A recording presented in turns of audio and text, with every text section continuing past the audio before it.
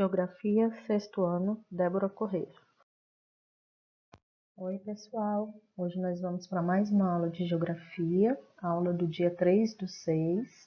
O tema é água e a hidrografia. Nós vamos fazer a correção das atividades do capítulo 10, tá? Atividades que eu passei na aula anterior, tá? Tá lá na página 129, 130 e 131. Era para vocês colocarem as respostas no caderno, né?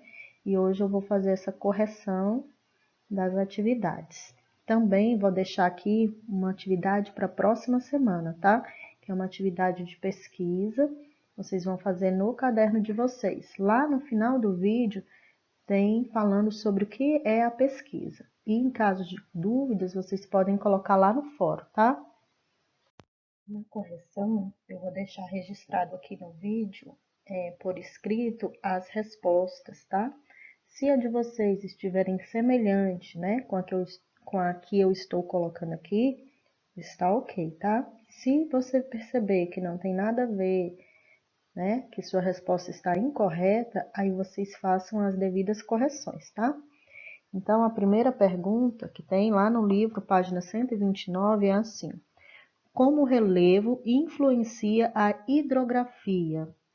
Como a hidrografia influencia o relevo? E aí a resposta que eu coloquei foi a seguinte: o relevo influencia a hidrografia à medida que dita o sentido do curso dos rios e forma as bacias e regiões hidrográficas.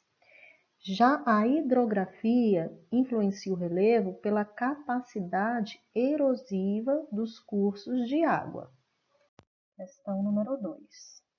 Os rios têm diversas utilidades. Como a água dos rios contribui para, letra A, sua casa.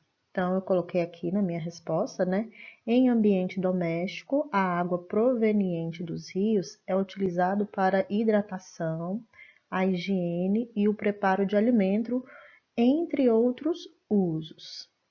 Letra B, para agricultura. Na agricultura, a água ela é utilizada para a irrigação das áreas de cultivo. E letra C, para geração de energia. Nas hidrelétricas, a água represada é aproveitada para movimentar as turbinas, gerando assim a energia elétrica. A questão 3 está assim, ó: leia com atenção os textos 1 e 2 a seguir e depois responda em seu caderno. Está lá na página 129, é importante que vocês estejam com o livro didático aberto e o caderno também para fazer as devidas correções, tá? Então, o texto 1 ele fala assim: a maior vantagem das usinas hidrelétricas é a transformação limpa dos recursos energético natural. Não há resíduos poluentes e há baixo custo de geração de energia. Além da geração de energia elétrica, o aproveitamento hidrelétrico proporciona outros usos, tais como irrigação, navegação, amortecimentos de cheias. Texto número 2. As usinas hidrelétricas geram, como todo empreendimento, alguns tipos de impacto ambiental, como o alagamento das áreas vizinhas, produtivas ou florestas, aumento do nível dos rios e modificações na fauna e na flora da região.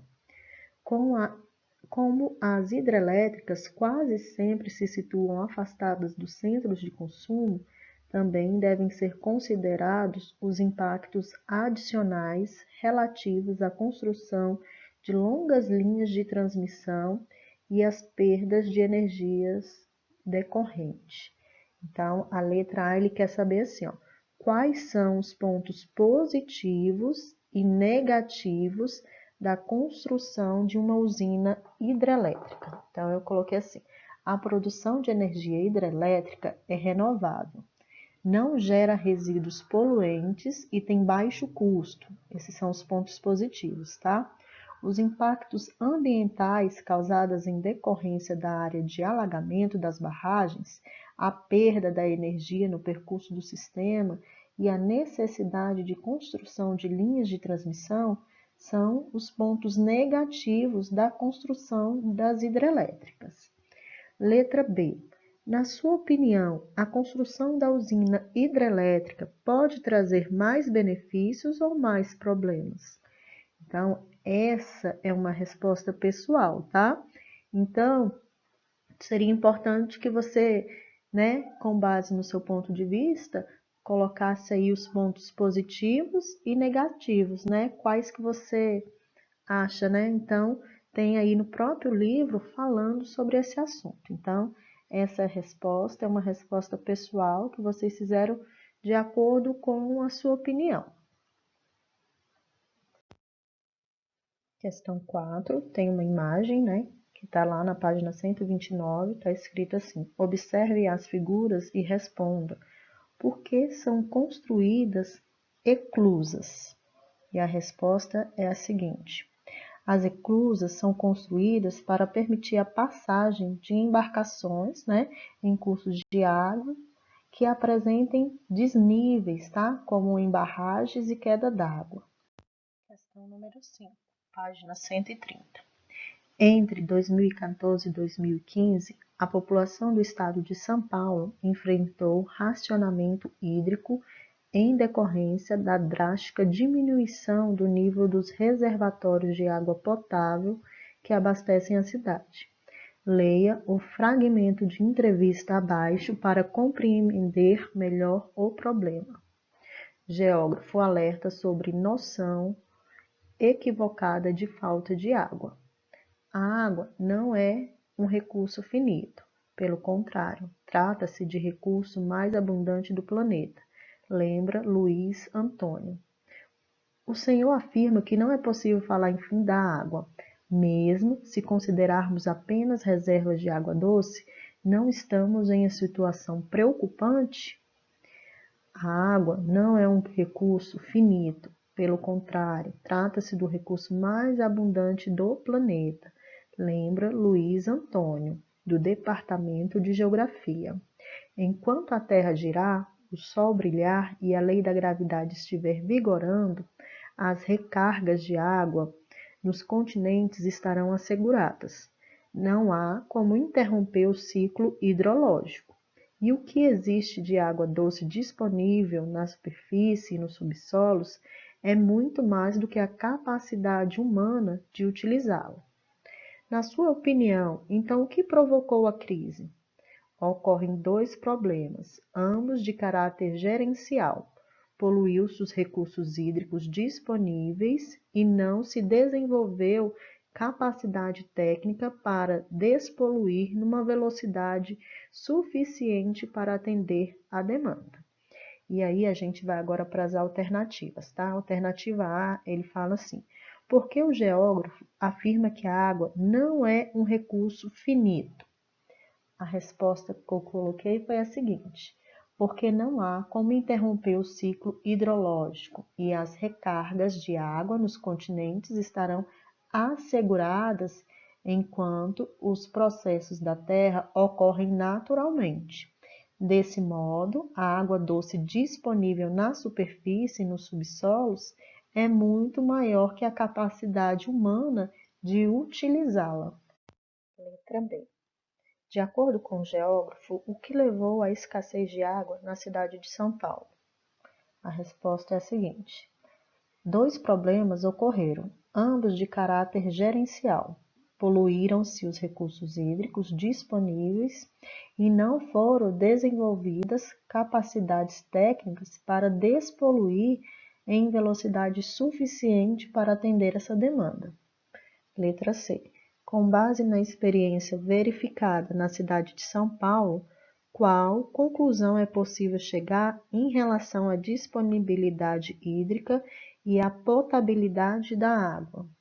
Então, a resposta da C é: a escassez de água doce pode ocorrer devido à falta de investimento para torná-la potável e não por interrupção do ciclo hidrológico, estabelecida, por exemplo, por períodos de forte estiagem.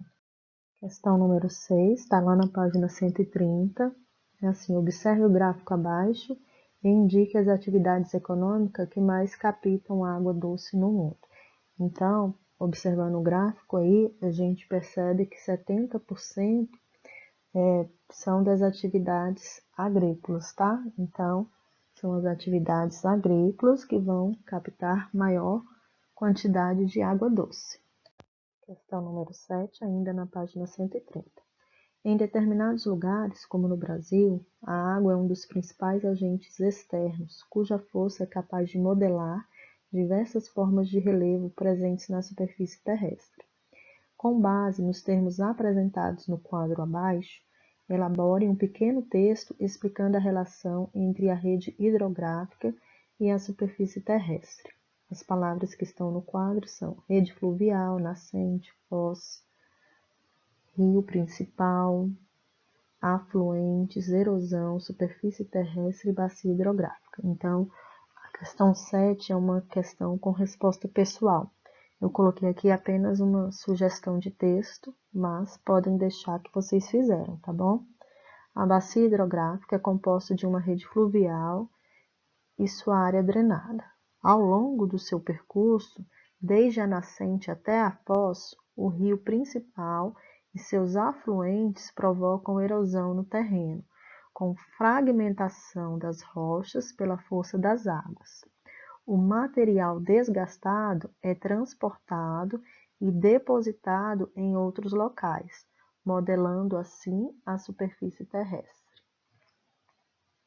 Questão número 8, ainda na página 130. O gráfico da página a seguir, que é a página 131, tá? Demonstra a quantidade de pessoas sem acesso às fontes de água potável em diversas regiões do mundo ao longo das últimas décadas. Observe os dados do gráfico, que está lá na página 131, e indique a afirmação verdadeira. Em seguida, reescreva as afirmações incorretas, corrigindo os erros em cada uma delas. Então, vamos analisar a letra A, tá? Observem lá no gráfico e veja se a alternativa A, se ela é verdadeira, né?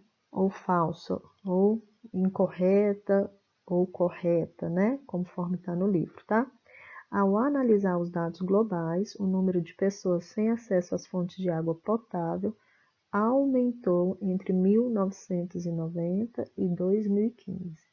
Então, a gente analisando o gráfico, a gente percebe que esta é incorreta, tá? E aí a gente vai arrumar, a gente vai colocar assim. Ao analisar os dados globais, o número de pessoas sem acesso à água potável diminuiu entre 1990 e 2015.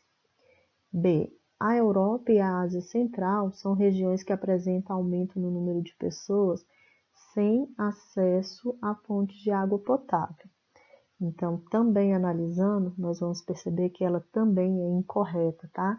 Porque a África, ela é a única região que apresentou o aumento no número de pessoas sem acesso à água potável. Então, ela é incorreta. E vocês arrumem conforme está aí no slide do vídeo. E por último, a letra C. Embora o número de pessoas sem acesso a fontes de água potável venha diminuindo no leste asiático e no Pacífico, em 2015 a quantidade ainda era bastante elevada. Então, você analisando o gráfico, você observa que essa afirmação é a afirmação correta, letra C correta. Questão número 9, página 131, é a última questão, tá? A bacia hidrográfica do São Francisco é uma das maiores do Brasil. O rio principal, conhecido popularmente pelo nome de Velho Chico, atravessa os estados de Minas Gerais, Bahia, Pernambuco, Alagoas e Sergipe. Observe o mapa ao lado e responda às questões. Letra A.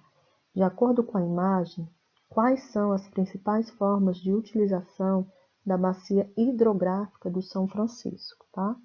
Então, a resposta da letra A é assim.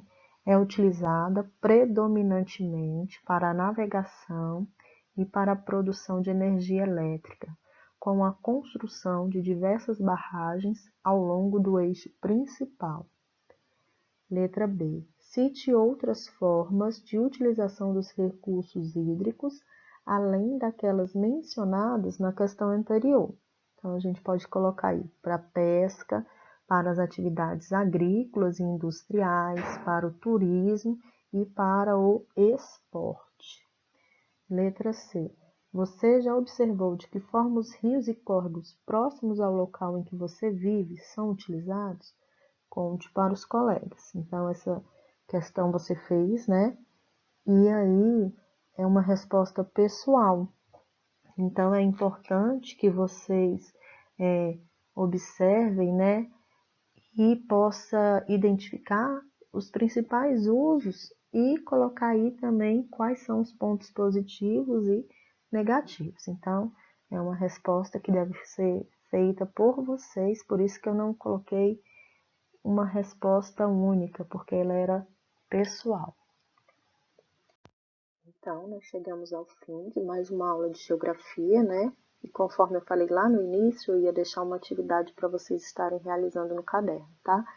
Essa atividade é uma atividade de pesquisa, tá? Então, você pode pesquisar em livros ou na internet, tá? Então, é assim, com base em pesquisas feitas na internet ou em livros, faça um texto sobre a degradação dos recursos hídricos e cite algumas soluções para o uso consciente desses recursos. Então, façam no caderninho, bem organizado, pesquisem, pensem, tá? E na próxima aula eu vou falar um pouquinho sobre esse assunto. Espero que vocês estejam bem, continuem estudando, não desista, né? E logo nós estaremos juntos. Em caso de qualquer dúvida, vocês postem lá no fórum, tá bom? Um grande abraço e até a próxima semana.